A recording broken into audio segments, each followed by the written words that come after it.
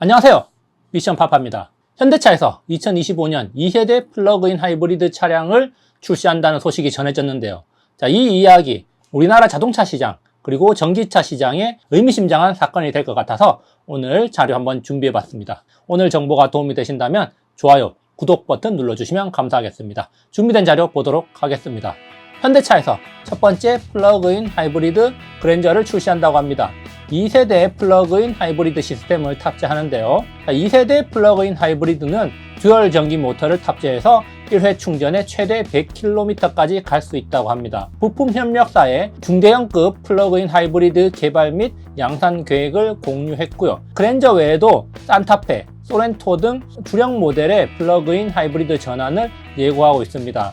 그동안 국내에서 플러그인 하이브리드 모델을 판매 안 하던 현대차, 보조금을 받지 못해서 시장성이 낮다고 판단했기 때문인데요.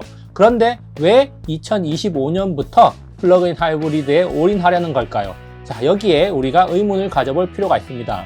현대차가 전기차 시대를 맞이해서 전기차에 집중하는 것이 아니라 플러그인 하이브리드 모델 개발에 집중한다는 점 주목할 필요가 있습니다. 전기차에서 수익을 내기가 힘들다는 것을 실토한 격인데요. 전기차에서 수익을 내지 못하고 있던 현대차가 아이오닉5를 기준으로 봤을 때 아이오닉5의 판매량은 전년 대비 40.4% 줄어든 1800대 판매에 그쳤고요. 현기차 전체 전기차 판매량도 전년 대비 마이너스 20%를 기록하면서 현대차는 국내 전기차 시장에서 역성장을 하고 있습니다. 주가도 많이 오르지 못하고 최근 몇 달 동안은 하락하고 있는 모습인데요. 전기차 판매량이 부진해서 주가가 하락하고 있다. 무조건 그렇게만은 볼 수 없겠지만 이것도 어느 정도 영향이 있겠죠. 그러면 현대차가 플러그인 하이브리드에 눈 돌리는 이유가 뭘까요? 여러 가지 이유가 있겠지만 플러그인 하이브리드가 돈 된다는 게 증명되었기 때문입니다. 그걸 누가 증명했나? 도요타가 증명을 했는데요. 도요타의 2023년 2분기 실적을 보면 굉장히 놀랄만 합니다. 도요타는 2023년 2분기 실적에서 매출이 24% 증가했다고 밝혔는데요. 영업이익은 1조 1209억엔, 우리나라 돈으로 10조 원을 넘게 기록하면서 전년 대비 94%나 성장한 겁니다. 매출액 24%에 영업이익은 94%나 성장하면서 굉장히 높은 이익을 냈습니다. 이렇게 이익을 낼 수 있었던 배경에는 도요타의 플러그인 하이브리드 판매량이 많이 늘어났기 때문입니다. 이 덕분에 도요타의 주가도 올해 내내 상승 가도를 달리고 있고 사상 최고가를 경신하고 있습니다. 그렇다면 왜 현대차가 2025년을 목표로 2세대 플러그인 하이브리드 차량을 개발하고 있을까요? 2025년 이후에 국내 승용 전기차 보조금이 없어질 가능성이 높습니다. 2025년 이후 보조금 지급 계획은 현재 확정된 바가 없고요. 올해 하반기 중에 정책 수립 결정이 된 다음에 고시가 될 예정입니다. 현재는 2024년까지 보조금 지급이 계획되어 있고요. 2025년 이후에는 없어질 가능성이 높다는 겁니다. 2025년에 전기차 보조금이 없다면 현기 전기차의 가격 경쟁력은 굉장히 떨어질 것이고 수익성도 많이 떨어질 겁니다.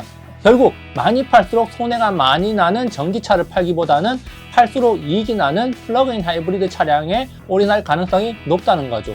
거기다가 보조금이 없는 상황에서 3천만 원대의 테슬라 모델 2 그리고 4천만 원대의 모델 3, 모델 Y와 경쟁을 할 수 있을까? 아마도 경쟁 불가할 겁니다. 그렇기 때문에 전기차에서는 도저히 승산이 없다고 보고 전기차는 체면만 유지한 채 2025년 이후 현대차는 플러그인 하이브리드로 국내 시장에서 승부를 보려는 게 아닐까 이렇게 생각을 해볼 수가 있습니다. 아이오닉5, 아이오닉6는 어떡합니까? 결국 과도기에 버린 자식이 되는 걸까요? 지금 이런 현대차의 포지셔닝, 전기차 시장 초기 테슬라와의 경쟁에서 패배를 인정하는 것처럼 보입니다. 국내 시장은 아마도 플러그인 하이브리드와 전기차의 대결 구도로 갈 걸로 보이고요. 2030년까지 플러그인 하이브리드를 밀어붙이겠다는 현대차인데 인프라 구축도 2030년까지 천천히 진행할 걸로 예상이 됩니다. 그렇다면 늘어나는 플러그인 하이브리드 차량들 속에서 순수 배터리 전기차 차량들과의 갈등이 더욱더 커질 수밖에 없다.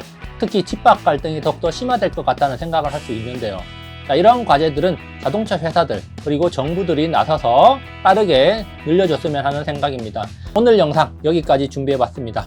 좋아요, 구독 버튼 눌러주시면 감사하겠고요. 다음에도 유익한 정보로 찾아뵙도록 하겠습니다. 감사합니다.